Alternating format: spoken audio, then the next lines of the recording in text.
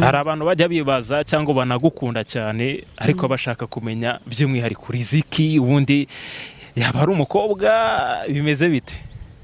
ndi umukobwa ariko abenshi barabizi. Rizi na sheri ubu ngubu? Sheri wanjye arahari ni Kristo. Ubu numvaga yuko uri mu rukundo ariko n'ubundi ndurimo njye na Yesu kuko ndi uwiwe nawe n'uwanjye. Turagendana.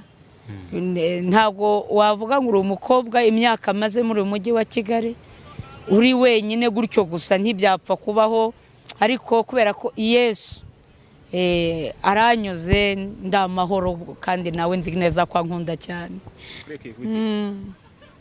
None se Rizi, ni izihe ngorane wahuye nazo mu murimo wawe w'ivugabutumwa?